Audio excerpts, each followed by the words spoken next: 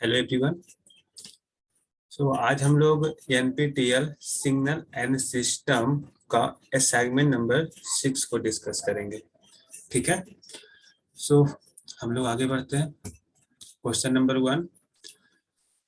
Question number 1 यहाँ पे बोल रहा है कि given that xt equal to, यहाँ पे कुछ वैल्यू दिया हुआ है।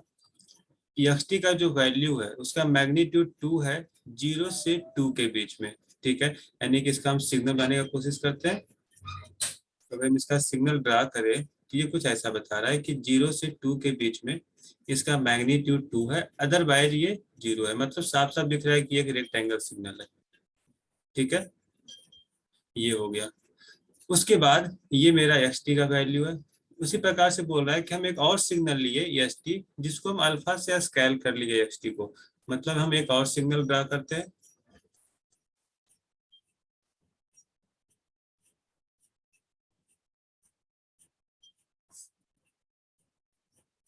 ठीक है, अगर हम यहाँ पर बात करें तो ये हो जाएगा 2, मैग्नीट्यूड तो सेम ही रहेगा, 0 बाई अल्फा 0, और ये हो जाएगा 2 बाई अल्फा। ठीक है, ये हो गया एस टी वर्सेस टी। हमको क्या करना है, आउटपुट कैलकुलेट करना है। दोनों को आपस में डिटरमाइन बाई टी, बस ऐसे ही बोल दिया डिटरमाइन बाई टी। मतलब ये कॉन्वोल्यूशन का बात कर रहा है, एक्स टी कॉन्वोल्यूट एस टी। ठीक है, मतलब हमें कॉन्वोल्यूशन कैलकुलेट करना है। तो एक चीज तो हम बताए थे कि जब कभी रेक्टेंगल सिग्नल हो तो यहाँ पर दो केस बनता है। एक हम सेम टाइम ड्यूरेशन का कुछ ट्रिक जानते हैं और एक डिफरेंट टाइम ड्यूरेशन का ट्रिक जानते हैं। ठीक है, एक तो वो तरीका हो गया, तो हम पहले उसी से बना लेते हैं।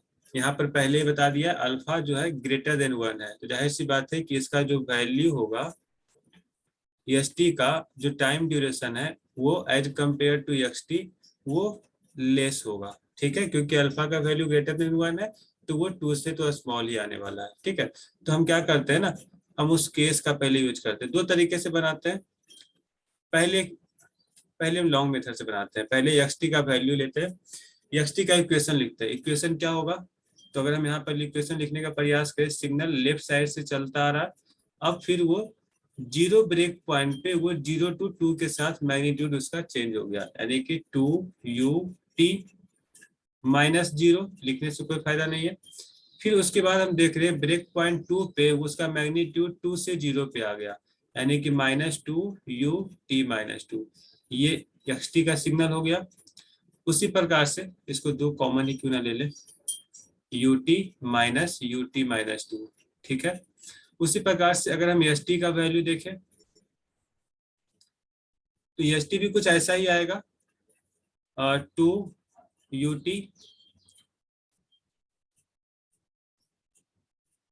2ut माइनस 2, यहाँ पे क्या हो जाएगा 2ut-2 बाई अल्फा। ठीक है, ऐसा कुछ आ गया। यहाँ भी 2 कॉमन लेते हैं तो हम लोग को मिल जाएगा ut-2 बाई अल्फा। ठीक है, जहां हमें मालूम है अल्फा ग्रेटर देन 1 है। तो हमें क्या करना है, कॉन्वोल्यूशन अप्लाई करना है।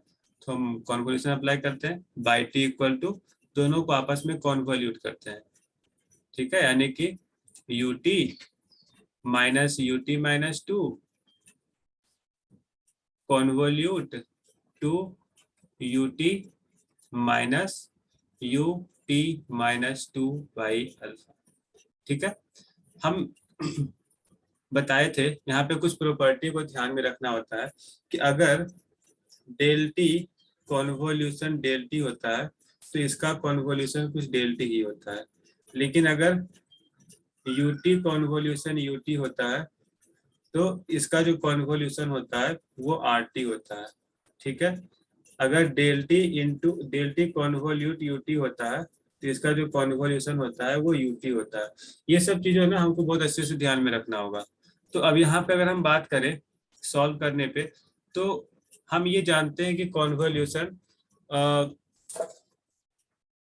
Distribution method, commutative method, additive method, ये सारे मेथड को फॉलो करता है। ठीक है, सारी प्रॉपर्टीज को फॉलो करता है। इसका मतलब हो गया ना कि अगर हम यहाँ पे बात करें, पहले यूटी को इस यूटी से मल्टीप्लाई करेंगे और फिर यूटी माइनस 2 बाई अल्फा से मल्टीप्लाई करेंगे। तो हम इसको ऐसे कर ले, यूटी कॉन्वोल्यूट यूटी, फिर minus u t convolute u t minus 2 by alpha, फिर माइनस, अब की बार यूटी माइनस 2 के साथ देखते हैं, u t minus 2 convolute u t, फिर minus minus plus u t minus 2 convolute u t minus 2 by alpha. ये आ गया कॉन्वोल्यूशन करने के बाद। अब हम लोग अभी देखें कि यूटी कॉन्वोल्यूशन यूटी जो होता है ना वो आरटी होता है, तो इसे आरटी लिख दिए। उसके बाद यूटी कॉन्वोल्यूशन यूटी, यहाँ भी तो वही चीज है, यहाँ भी हम आरटी कर दिए, लेकिन यहाँ पर शिफ्टिंग हो रहा है। तो हम ये देखते हैं एक्सटी और एसटी में जितना शिफ्टिंग हो रहा है ना, ओवरऑल टोटल को ऐड करके हम आउटपुट में उतना से शिफ्ट कर देते हैं।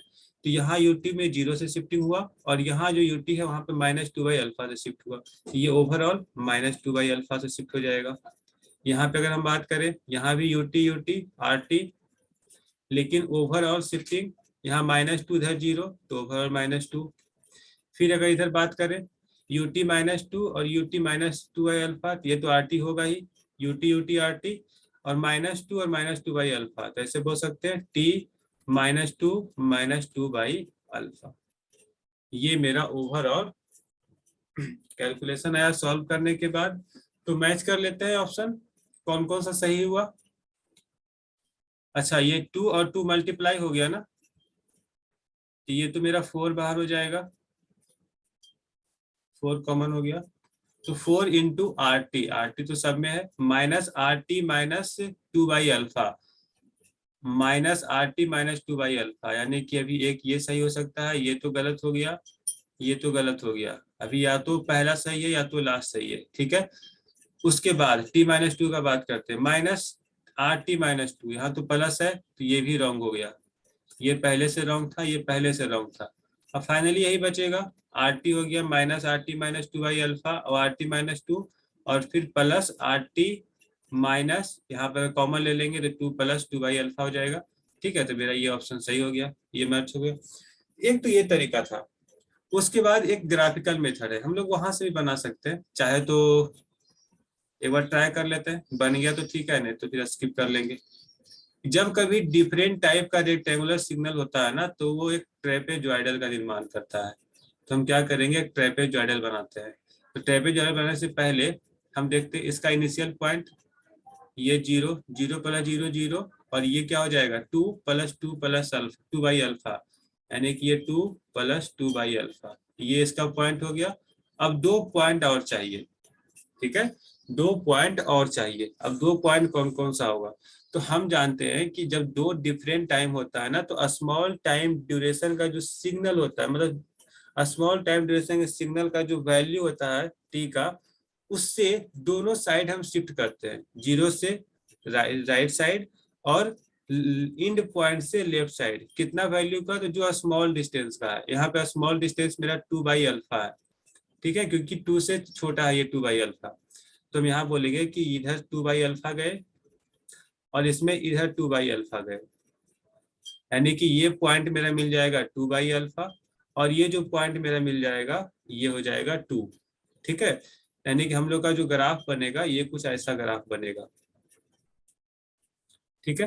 तो ग्राफ तो मिल गया, लेकिन यहाँ ग्राफ से तो कोई मतलब था नहीं, हमें इसका इक्वेशन चाहिए। तो इक्वेशन तो बना ही सकते हैं, कोई तरह का दिक्कत नहीं है। तो अगर हम इसका इक्वेशन लिखना चाहेंगे तो सबसे पहले इसका स्लोप देखते हैं। इसका स्लोप क्या होगा, तो इसका जो मैग्नीट्यूड है, मैग्नीट्यूड 2 इंटू 2, यही था ना, मैग्नीट्यूड क्या था, ए बी मतलब 4, ये इसका 4 मैग्नीट्यूड हो गया। यानी कि यहाँ पर जो इसका हो जाएगा ओवरऑल डिस्टेंस,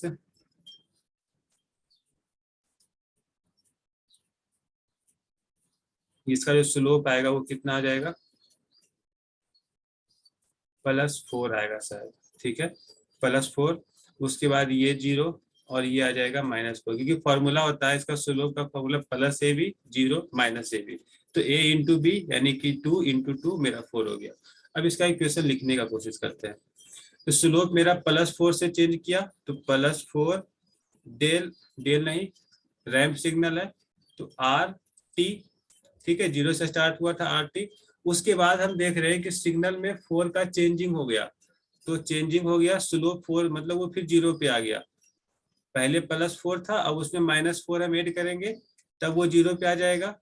किस ब्रेकिंग पॉइंट पे? 2/α पे, तो आर टी -2/α, ठीक है। उसके बाद हम देख रहे हैं कि फिर से -4 हो गया, मतलब फिर से -4 डेल टी माइनस किस ब्रेक पॉइंट पे? 2 पे, डेल नहीं आर,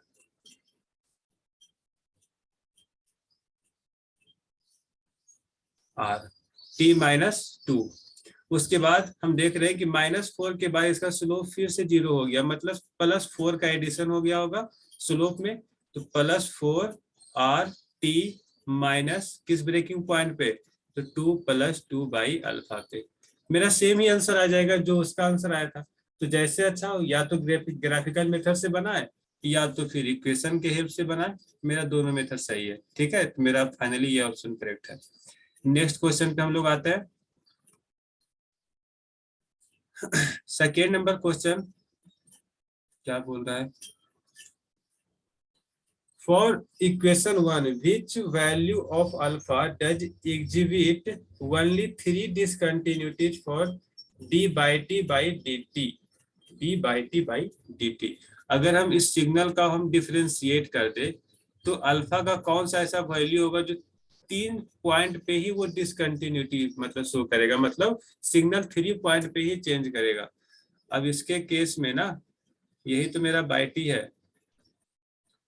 पहले हम इसे चेंज करते हैं, पहले डिफरेंशिएट करते हैं d/t/dt।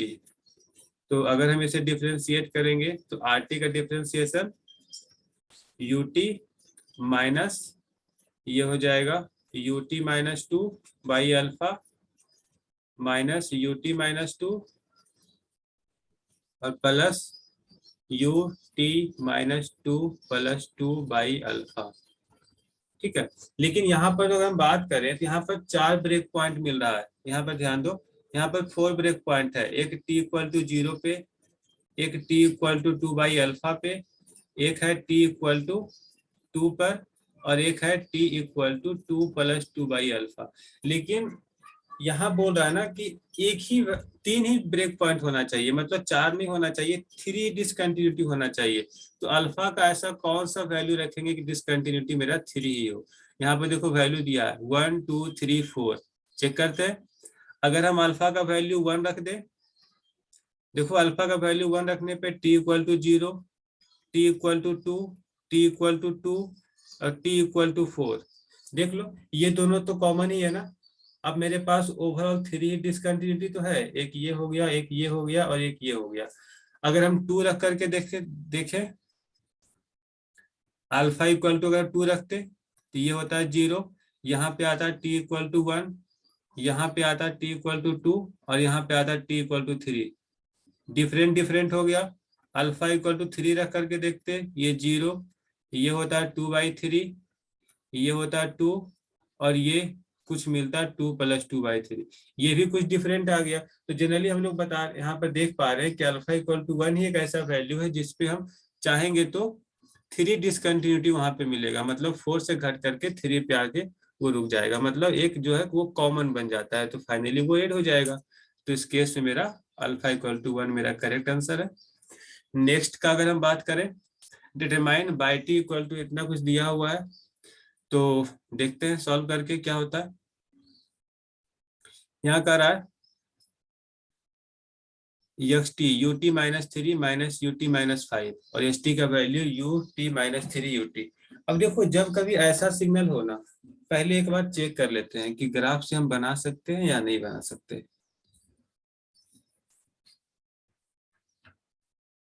प्रॉब्लम करेगा, ठीक है। तो अब इस टाइप का सिग्नल के लिए जहां कॉन्वोल्यूशन हम अप्लाई करना स्टार्ट कर दिए तो बहुत टाइम टेकन होगा। तो सबसे ज्यादा बेटर तरीका है कि इस सिग्नल को हम फूरियर ट्रांसफॉर्म से बना लें, वो ज्यादा बेटर रहेगा। लैपलास से बना लेते हैं, ठीक है। इस सिग्नल को हम लैपलास से बना लेते हैं यूजिंग लैपलास, ठीक है। लैपलास में होगा क्या ना कि अगर लंबा नहीं जाएगा तो कैलकुलेशन इजी होगा, और कॉन्वोल्यूशन मेथड में थोड़ा सा कैलकुलेशन लेंदी पड़ जाएगा। तो अगर हम यहाँ पर एक्सेस का बात करेंगे तो क्या हो जाएगा, यूटी का लैपलास 1/s, 1/s, और टी इसमें -3 से शिफ्ट कर दिए तो ये हो जाएगा e⁻−3s, ठीक है, -1/s, और फिर ये हो जाएगा e⁻−5s। कोई दिक्कत नहीं, ठीक है। ये एक्सेस का वैल्यू हो गया।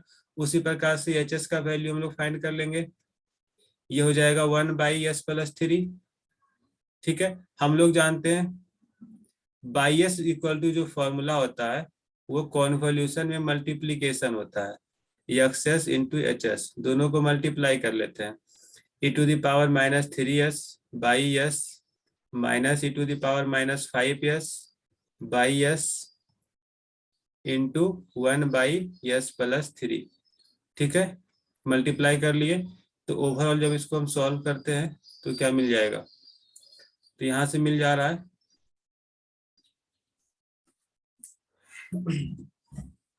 इसे सॉल्व करने के बाद दोनों में मल्टीप्लाई कर लेते हैं, e⁻−3s by S into s+3, ठीक है, और फिर e⁻−5s by S into s+3। अब तो हम इसका इनवर्स कैलकुलेट कर ही सकते हैं। बाई एस जब हम लोग के पास आ गया तो हम लोग बाई टी भी कैलकुलेट कर सकते हैं।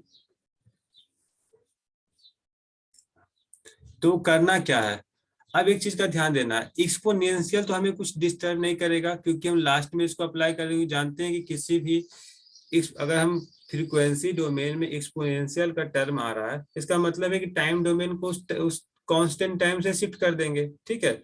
ये एक्सपोनेंशियल तो हमें किसी प्रकार का कोई डिस्टर्बेंस क्रिएट नहीं कर रहा है। तो हम एक काम करते हैं ना, अलग अलग हम कैलकुलेट कर लेते हैं। अगर हम बाई 1s का अगर हम बात करें तो हम सिर्फ 1/s इंटू s+3 को सॉल्व करते हैं, ठीक है। तो इसको सॉल्व करने के लिए पार्शियल फ्रैक्शन पहले करना होगा। तो 1/s के लिए कॉफिशिएंट कितना आ जाएगा, s का वैल्यू 0 पुट करते हैं तो 3 आ जाएगा, और s+3 का कॉफिशिएंट, s में -3 पुट करेंगे तो -1/3 आ जाएगा, ठीक है। ऐसा कुछ आ गया। तो हम लोग इतना तो कैलकुलेट कर ही लिए ना, तो इसका बाई 1t तो बता ही सकते हैं कितना हो जाएगा। 3/s का मतलब 3ut -1/3, 1/s+3 का मतलब e⁻−3t ut, यही तो होता है। अब हम क्या बोले, ये था इस केस के लिए। अगर हम इसी में मल्टीप्लाई कर दे e⁻−3s को, जैसे ही मल्टीप्लाई करेंगे तो क्या ये शिफ्ट हो जाएगा -3 के साथ, जहां जहां मेरा t दिख रहा है वहां वहां हम 3 के साथ इसको शिफ्ट करते चले जाएंगे, t-3 ut-3, ठीक है। ऐसा होते चला गया। तो e⁻−3s पुट किए तो कुछ ऐसा आ गया। उसी प्रकार से अगर हम -5s पुट करेंगे, अगर हम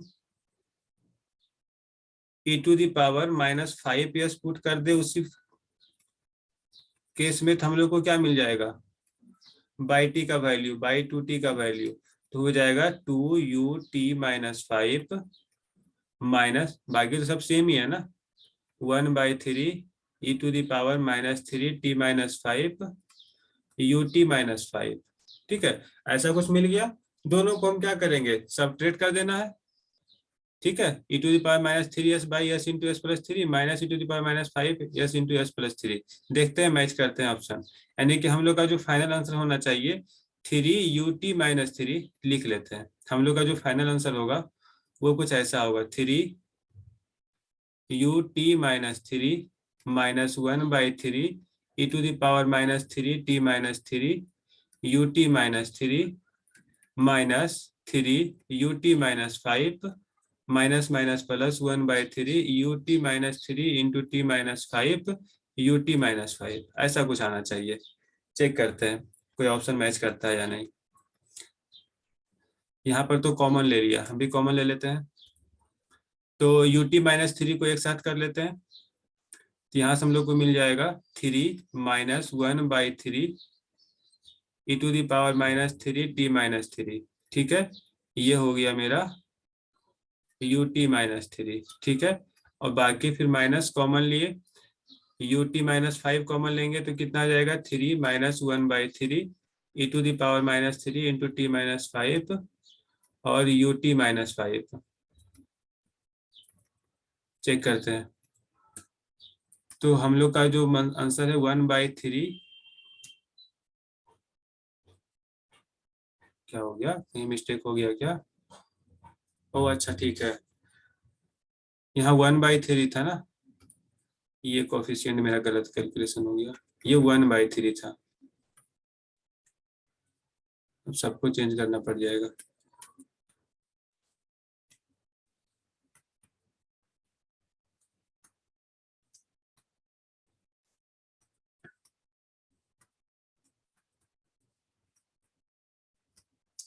तो यहाँ 1/3, यहाँ भी 1/3, यहाँ भी 1/3, यहाँ भी 1/3, 1/3, 1/3, ठीक है। तो अब फाइनल आंसर मिला लेते हैं। 1/3, 1 - e⁻³ t-3, ये भी ठीक है। फिर -1/3, 1 - e⁻³ -t-5 इंटू ut-5, ठीक है। आंसर मैच कर गया। तो प्रोसेस मालूम चल गया होगा कि जब कभी कॉन्वोल्यूशन कुछ रेक्टेंगल सिग्नल के अलावा किसी भी सिग्नल का कॉन्वोल्यूशन फाइंड करने के लिए बोल दिया जाए, तो हमेशा कोशिश करना है कि उसे या तो लैप्लास ट्रांसफॉर्म से बनाए या तो फूरियर ट्रांसफॉर्म से बनाए। उसमें भी कोशिश करना है कि लैप्लास का ही यूज करें तो ज्यादा बेटर होगा, उससे क्वेश्चन ज्यादा इजीली बन जाएगा, ठीक है। फूरियर ट्रांसफॉर्म में थोड़ा बहुत गड़बड़ भी हो जाता है, लैप्लास में किसी प्रकार का कोई गलती नहीं होगा। तो ये असाइनमेंट था कॉन्वोल्यूशन का, लेकिन हमने इसका आंसर लाए लैप्लास का यूज करके। तो ये सब चीजों को अगर सीख जाएंगे अच्छे से तो प्रॉब्लम नहीं होगा। 4 नंबर क्वेश्चन पे आते हैं। Convolution in a time domain can be treated as a multiplication, ये तो सब कोई जानता है। फिर क्वेश्चन नंबर 3 के अकॉर्डिंग यहाँ पे कह रहा है कि अगर हम dxt/dt को डिफरेंशिएट करें और फिर st को कॉन्वोल्यूट करें। अच्छा एक चीज हमको देखना है कि अगर हम यहाँ से बाई टी को, हम प्रॉपर्टी को देखो यहाँ पर, क्योंकि हम फिर से कैलकुलेशन नहीं करने वाले हम, क्योंकि बाई टी कैलकुलेट कर लिए है हम इस सिग्नल का। Y t equal to xt convolute st हम कैलकुलेट कर चुके हैं, ठीक है। तो अगर हम बोले कि किसी एक सिग्नल को अगर हम डिफरेंशिएट कर दे और फिर उसको st से कॉन्वोल्यूट करें, तो प्रॉपर्टी होता है ना कि ये भी आउटपुट भी एक बार डिफरेंशिएट हो जाता है। तो मेरे पास इस सिग्नल का तो बाई टी है, ठीक है, तो हम बस उससे डिफरेंशिएट कर देंगे। कहाँ था बाई टी, कहीं इधर था। तो हम लोग तो कैलकुलेट कर भी लिए थे, शायद एक बार डिफरेंशिएट किए हैं, कहीं जरूरत पड़ा था तो डिफरेंशिएट किए। तो डिफरेंशिएट करने के बाद हमें कुछ ऐसा सिग्नल मिला, आरटी को डिफरेंशिएट किए यूटी, फिर यहाँ पर तो यानी कि ut-2/α माइनस ut-2 और प्लस ut-2 + 2/α मैच करते हैं। इसका जो ऑप्शन है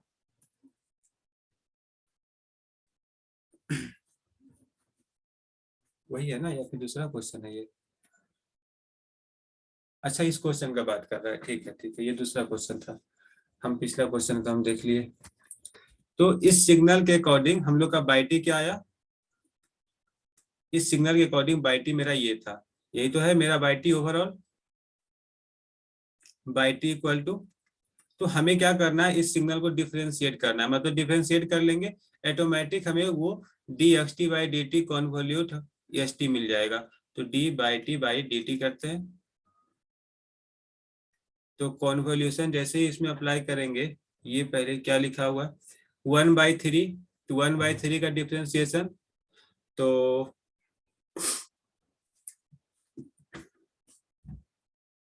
बारी बारी से करना होगा ना सबको।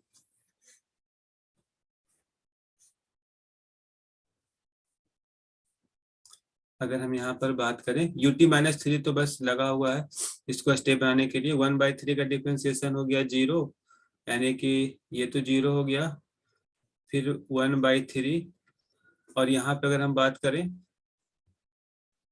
तो यहाँ से हम लोग को मिल जाएगा, थोड़ा सा अच्छे से कर लेते हैं, ऐसे घिच पिच हो गया है, 1/3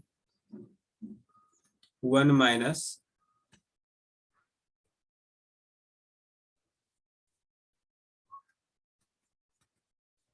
e⁻−3t + 9। ठीक है, अच्छे से ब्रेक कर लेते हैं पहले, फिर ut-3, फिर माइनस 1/3 यहाँ भी कॉमन ले लिए तो 1 माइनस e⁻−3t + 15 ut-5। ठीक है, या फिर इसको ऐसे भी रख दे तो कोई दिक्कत नहीं है, ब्रेक करने का जरूरत भी नहीं है, जैसे था वैसे ही लिख लेते हैं, -3t-3 और यहाँ पर -3t-5। ठीक है, डिफ्रेंशिएट करते हैं, d/t/dt।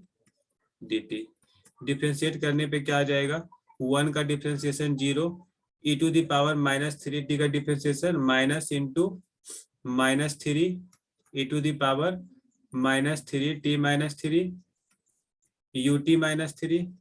ठीक है, एक ये हो गया, उसके बाद -1/3, 1 का हो जाएगा 0, तो फिर minus into -3 e⁻−3t-5 ut-5।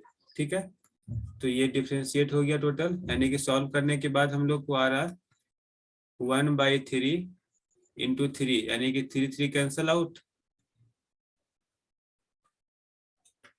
3 cancel out ही ना, हम लोग को ऑप्शन क्या हो गया, ये आ गया e⁻−3 इंटू t-3 ut-3, और यहाँ से भी माइनस माइनस प्लस, यानी कि माइनस e⁻−3 t-5 ut-5। ऐसा कुछ आंसर आ रहा है हम लोग का डिफरेंशिएट करने पे, एक बार मैच कर लेते हैं इसका आंसर से। तो e⁻3 इंटू t-3 ut-3, ठीक है, फिर माइनस e⁻3 t-5 ut-5। ठीक है, तो डिफरेंशिएट करने पे पहला नंबर ऑप्शन मेरा मैच कर गया, तो ये भी सही है। तो देखो यहाँ पे हम क्या किए, फिर से हम यक्स को हम डिफरेंशिएट करके फिर से कॉन्वोल्यूशन नहीं किया, ऐसा नहीं कि हम फिर से यक्स को डिफरेंशिएट करेंगे फिर से लैप्लास में कन्वर्ट किए, एस-टी को लैप्लास में कन्वर्ट किए, फिर ओवरऑल कैलकुलेशन किए, फिर फाइनल कैलकुलेशन पे आए, कोई फर्क नहीं पड़ता है। हम लोग बाई टी कैलकुलेट कर लिए थे, प्रॉपर्टी जानते हैं तो हम बस बाई टी को डिफरेंशिएट कर लिए, मेरा आंसर आ गया। ठीक है, तो प्रॉपर्टी को याद रखना जरूरी है और उसको यूज करना भी जरूरी है। यूज कैसे किया जाता है, नेक्स्ट क्वेश्चन पे आते हैं। 6 नंबर क्वेश्चन, H1T और H2T गिवन है और हमें चाहिए इसका इम्पल्स रिस्पॉन्स। तो which of the following system describe by the impulse response are stable.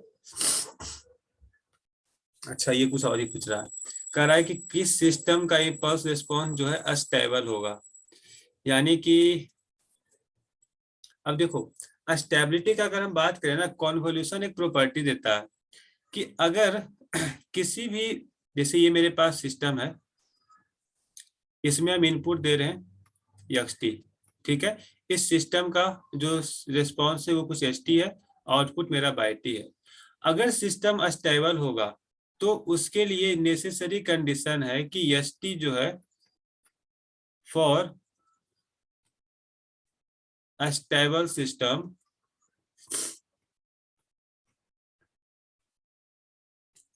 st must be absolute integrable. ठीक है, ये एब्सोल्यूट इंटीग्रेबल होना चाहिए, अगर ये एब्सोल्यूट इंटीग्रेबल है तो वो बाय डिफॉल्ट वो स्टेबल सिग्नल होगा। ठीक है, तो अगर हम इसका चेक करें, -∞ to ∞, एब्सोल्यूट इंटीग्रेबल क्या होता है, -∞ to ∞ xt का मॉड dt। ठीक है, ये तो होता है एब्सोल्यूट इंटीग्रेबल का फॉर्मूला। तो यहाँ पर काम करते हैं उस तरह से, e to the power minus of 1 - 2j into t ut dt। ठीक है, तो इसका मॉड dt, तो इसको थोड़ा सा और सॉल्व करते हैं, -∞ to ∞, अगर हम इसे ऐसे लिखें e⁻−t और फिर e to the power minus minus plus 2j_t, ठीक है, का मॉड, और ut को अगर हम अप्लाई करें तो इसको हम डायरेक्टली चेंज कर देते हैं 0 टू इन्फिनिटी, कोई दिक्कत नहीं है, और ये dt। उसके बाद इसको अगर हम और सॉल्व करें तो देखो 0 to infinity e to the power minus t का मॉड, तो ये तो एक बोल सकते हैं कि रियल सिग्नल है तो मॉड से तो कोई फर्क नहीं पड़ेगा, ये कुछ ऐसा हो गया। और e to the power 2j_t का मॉड, ये फर्क पड़ेगा, e to the power 2j_t का मॉड करेंगे ना तो इसका वैल्यू 1 ही आएगा, और हम पहले बताए थे e to the power j theta का मॉड 1 होता है, तो ये तो 1 हो गया। तो फाइनली हम लोग को dt कर लिए। इसको जब सॉल्व करेंगे तो सॉल्व करने के बाद हम लोग को मालूम है कि ये एक फाइनाइट वैल्यू ही देता है, 0 टू इन्फिनिटी, यानी कि इन्फिनिटी पुट करेंगे तो ये आ जाएगा 0, और 0 पुट करेंगे तो ये हम लोग को मिल जाएगा 1, यानी कि फाइनली इसका जो आउटपुट होगा वो कुछ 1 होगा।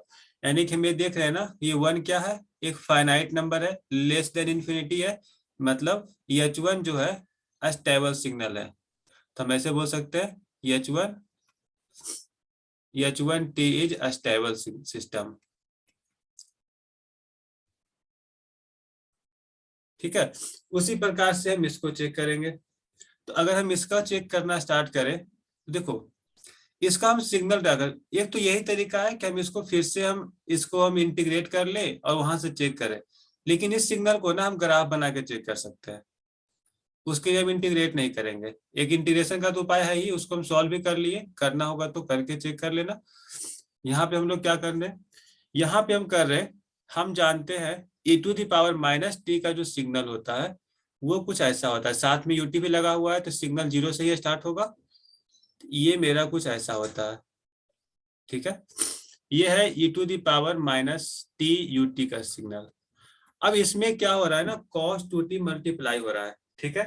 तो हम क्या करते हैं, जब कभी cos 2t मल्टीप्लाई हो रहा है, साइनोसॉइड में मल्टीप्लाई होता है, इसका जस्ट मिरर इमेज लो,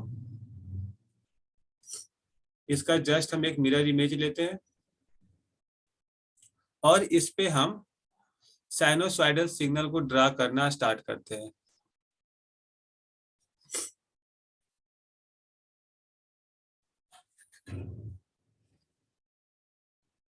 ठीक है, ये कुछ ऐसा दिखेगा। अब इसको हम इरेज कर लेते हैं, डॉट डॉट डॉट कर देते हैं।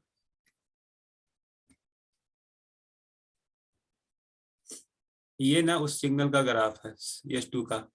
तो हम ये देख रहे हैं कि ये सिग्नल इन्फिनिटी पे 0 की ओर टेंड कर रहा है। तो एब्सोल्यूट इंटीग्रेबल का प्रॉपर्टी होता है कि जब कोई सिग्नल माइनस इन्फिनिटी और इन्फिनिटी पे 0 की ओर टेंड होता है तो वो by default absolute integrable signal होता है।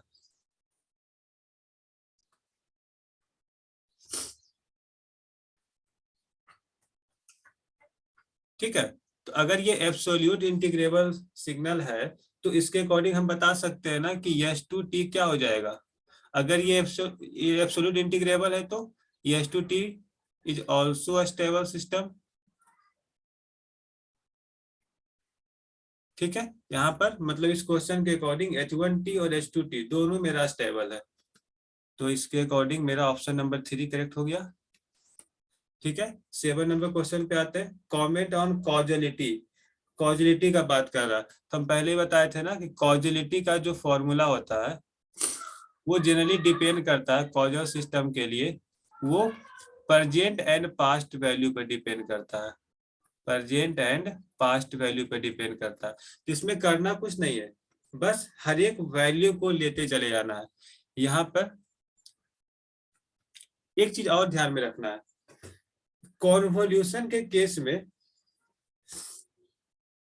अगर टी ये सिस्टम का बात कर रहा है ना, हम यहाँ पे बोल रहे हैं कि अगर टी का अगर हम जब सिग्नल ड्रा करेंगे तो हम यहाँ से बोल सकते हैं अगर राइट साइडेड सिग्नल हो, अगर टी एक राइट साइडेड सिग्नल है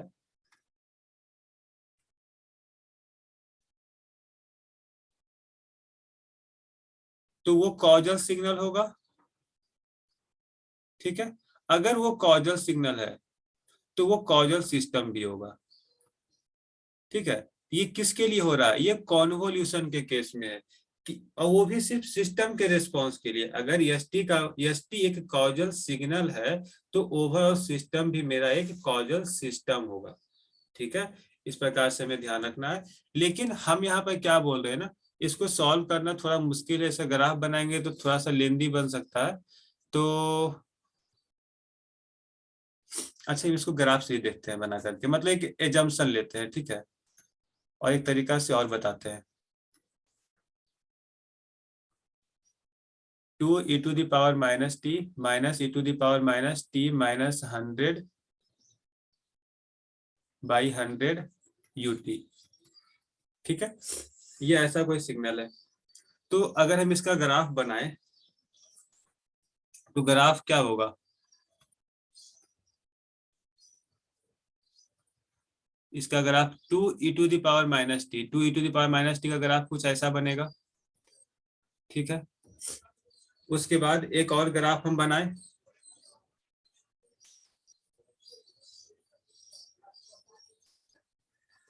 अगर हम एक और ग्राफ का बात करें, 2 ग्राफ बनाना है, तो यहाँ पे बोल रहा है e⁻−t। अब जो भी है -t ही लिखा हुआ है, ठीक है, तो हम अप्रोक्सीमेट लेकर के चलते हैं। ये ग्राफ भी कुछ ऐसा ही बोल रहा है। यहाँ पर यूटी नहीं लगा हुआ था, तो इस ग्राफ को हम आगे भी इंक्रीज कर लेते हैं। ये ग्राफ इन्फिनिटी की ओर जा रहा है। ये मेरा सिर्फ e⁻2e⁻−t का ग्राफ है, और ये जो ग्राफ है e⁻−t माइनस 100/100 इंटू यूटी का ग्राफ है। ठीक है, इसमें ये 0 से इन्फिनिटी के बीच में, ये -∞ से इन्फिनिटी के बीच में। करना क्या है, ये दोनों को सब्ट्रैक्ट करना है। ठीक है, अगर दोनों को सब्ट्रैक्ट करेंगे तो हम लोग को क्या मिलेगा? तो हम कुछ नहीं करना चाह रहे हैं, ठीक है, हम बस ये देखना चाह रहे हैं कि ये कॉजल सिग्नल है या नॉन कॉजल सिग्नल है या एंटी कॉजल सिग्नल है। बस इतना चीजों को पता लगाना चाह रहे हैं। तो अगर इस सिग्नल को हम सब्ट्रैक्ट करते हैं ना, वैल्यू तो निकाल नहीं पाएंगे क्योंकि उसके लिए कैलकुलेशन करना पड़ेगा। बस हम टाइम को देखते हैं कि किस किस टाइम पे ये वैलिड हो सकता है। ठीक है, तो अगर हम इस सिग्नल में, ये जो सिग्नल है मेरा फर्स्ट, इस सिग्नल में अगर हम इससे सब्ट्रैक्ट करें तो क्या मिलेगा? तो जाहिर सी बात है कि जो वैल्यू ये -∞ से इन्फिनिटी पर है और इसमें इसको हम सब्ट्रैक्ट कर रहे हैं, मतलब जैसे मान लिया जाए ये 2 है, तो इसमें आकर के -2 बन जाएगा। ये इन्फिनिटी है, इधर आकर के -∞ बन जाएगा। मतलब इतना पता है कि इसका जो सिग्नल होगा ना, कुछ -∞ से इन्फिनिटी के बीच में कुछ भी मिल जाएगा। मतलब ये ऐसा नहीं बोल सकते कि 0 से इन्फिनिटी के बीच में सिर्फ सिग्नल मिलेगा, क्योंकि ये तो ऑलरेडी -∞ पे कुछ ना कुछ वैल्यू दे रहा है, बल्कि इन्फिनिटी दे रहा है, लेकिन दे रहा है, और ये इन्फिनिटी पे ही लाइक कर रहा है। मतलब ये ओवरऑल टोटल रेंज पे वैल्यू दे रहा है पहला सिग्नल। दूसरा सिर्फ 0 से इन्फिनिटी पे दे रहा है। दोनों को सब्ट्रैक्ट करेंगे ना तो -∞ से इन्फिनिटी पे ही वैल्यू मिलेगा, वो सिर्फ 0 से इन्फिनिटी पे वैल्यू नहीं मिलेगा। ये बस एक जंक्शन एक है, क्या मिलेगा हमें भी नहीं मालूम। ठीक है, कुछ मिलेगा जिसको हम बस अंदाजा लगा रहे हैं कि ये जो है लेफ्ट साइड में भी लाई करेगा, राइट साइड में भी लाई करेगा। मतलब ये बोथ साइड सिग्नल है। अगर बोथ साइड सिग्नल है तो ये तो कॉजल सिग्नल तो नहीं हुआ। अगर कॉजल सिग्नल नहीं हुआ तो एसटी के केस में वो कॉजल सिस्टम भी नहीं होगा। ठीक है, ये हो गया कॉजलिटी फाइंड करने के लिए। कब? जब एसटी गिवन हो। ठीक है, ये प्रॉपर्टी सिर्फ एसटी के लिए है कि अगर सिग्नल कॉजल है तो सिस्टम भी कॉजल होगा। तो कॉजल के केस में मेरा ये सही हो सकता है और ये सही हो सकता है। अब बात आता है स्टेबिलिटी का। अच्छा, ये तो 8 नंबर है ना, 7 नंबर। तो इस केस में अगर हम बात करें तो सिस्टम इज कॉजल, कॉजल तो है नहीं, ये भी खत्म हो गया और ये भी खत्म हो गया। This system is not causal but stable. मतलब अब हमें या तो ये हो सकता है या तो ये हो सकता है। तो स्टेबिलिटी पे आना है। स्टेबिलिटी कैसे फाइंड करेंगे? ठीक है, तो फिर से स्टेबिलिटी फाइंड करने के लिए इसके फॉर्मूला पे आएंगे।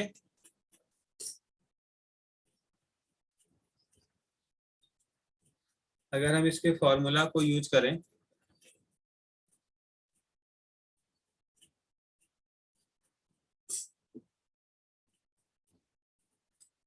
तो देखते हैं क्या आता है।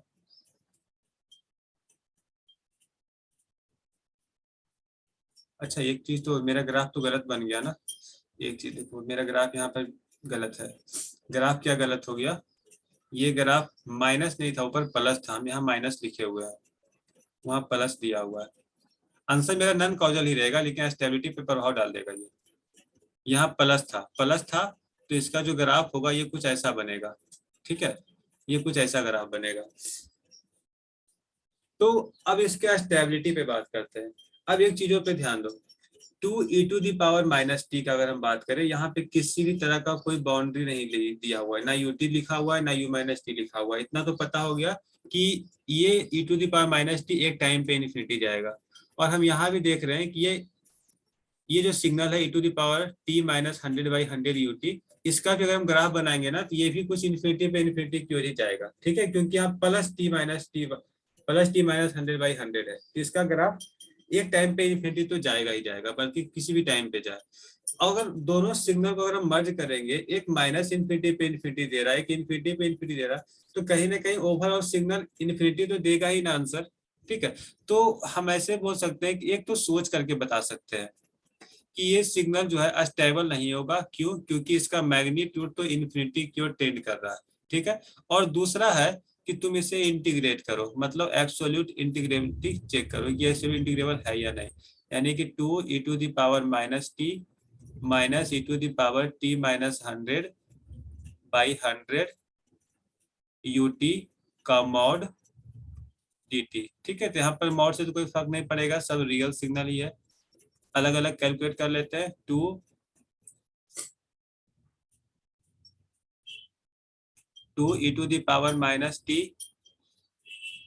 यहाँ पर देखो ut नहीं लगा हुआ है, तो हम यहाँ माइनस इन्फिनिटी से इन्फिनिटी का बात करेंगे, फिर माइनस यहाँ ut लगा हुआ है, तो यहाँ 0 से इन्फिनिटी का बात करेंगे, e⁻t-100/100 इंटू dt। इसको जब सॉल्व करेंगे, इसका वैल्यू तुम्हें इन्फिनिटी आ जाएगा। इसको छोड़ दो, इसको तो काम ही नहीं करना। यहीं से हम देख रहे हैं कि इसका वैल्यू इन्फिनिटी आ रहा है। तो इन्फिनिटी में किसी भी कांस्टेंट वैल्यू को या इन्फिनिटी वैल्यू को सब्ट्रैक्ट या ऐड करेंगे, तो ओवरऑल वैल्यू तो मेरा इन्फिनिटी ही मिलेगा ना। ठीक है, तो हम एक ही सिग्नल से पता लगा लिए कि ये सिग्नल इन्फिनिटी की ओर टेंड कर रहा है, मतलब एब्सोल्यूट इंटीग्रेबल का जो वैल्यू है इन्फिनिटी आ रहा है। अगर इन्फिनिटी आ रहा है तो वो सिस्टम मेरा स्टेबल नहीं होगा। तो ये तीसरा नंबर ऑप्शन भी कट गया। तो फाइनली मेरा आंसर हो गया 4 नंबर। 8 नंबर पे आते हैं। करा S T equal to e⁻−9 का मॉड टी, ये कैसा सिस्टम है? इसका ग्राफ बना लेते हैं। इसका ग्राफ बहुत आसान है, यहीं से मालूम चल जाएगा। इसका जो ग्राफ होता है ना, ये कुछ ऐसा होता है, यही है e⁻−9 मॉड टी।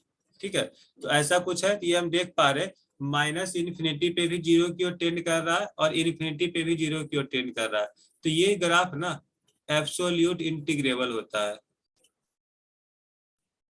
इसे याद ही रखो, ये एब्सोल्यूट इंटीग्रेबल होता है। सॉल्व करना चाहोगे तो ऐसे सॉल्व कर सकते हैं। e⁻9 मॉड टी को जो हम लोग लिखते हैं generally e⁻−9t ut and e⁻9tu-t। अब इसको चेक कर लो, इसका एब्सोल्यूट इंटीग्रेबिलिटी निकाल लो, तो मेरा कुछ ना कुछ फाइनाइट वैल्यू आ जाएगा। ठीक है, तो ये एब्सोल्यूट इंटीग्रेबल होता है, मतलब ये सिस्टम अस्टेबल होगा। लेकिन ये सिग्नल लेफ्ट साइडेड भी है और राइट साइडेड भी है। ठीक है, एस टी का बात कर रहा है, इसलिए हम सिग्नल के केस में चेक कर रहे हैं। कॉजुलिटी ना सिग्नल के केस में चेक कर रहे हैं। क्यों? क्योंकि एस टी दिया हुआ है। एस टी के केस में होता है कि अगर सिग्नल कॉजल है तो सिस्टम भी कॉजल होगा। ठीक है, ये सिर्फ कॉन्वोल्यूशन के एस टी के लिए वैलिड है, ऑल ओवर सिग्नल के लिए वैलिड नहीं है। ठीक है, ऑल ओवर सिस्टम के लिए वैलिड नहीं है, सिर्फ एस टी के लिए वैलिड है। तो अगर एस टी एक कॉजल सिग्नल है तो वो कॉजल सिस्टम भी होगा, अगर नन कॉजल सिग्नल है या एंटी कॉजल सिग्नल है तो वो नन कॉजल सिस्टम होगा। ठीक है, इस केस में हम ये देख रहे हैं कि राइट साइडेड में भी है, लेफ्ट साइडेड में भी है, यानी कि बोथ साइडेड सिग्नल है, यानी कि ये जो है ना नन कॉजल सिग्नल है, नन कॉजल सिग्नल है। अगर नन कॉजल सिग्नल है तो ये नन कॉजल सिस्टम होगा।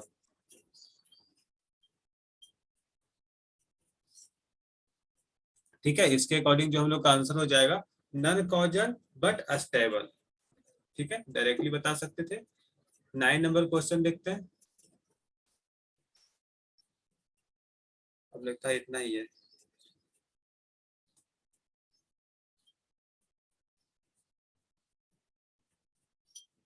ठीक है, तो फिर बाकी फिर मिलते हैं नेक्स्ट वीडियो में असाइनमेंट नंबर नेक्स्ट को लेकर। ठीक है, फिर अभी के लिए थैंक यू।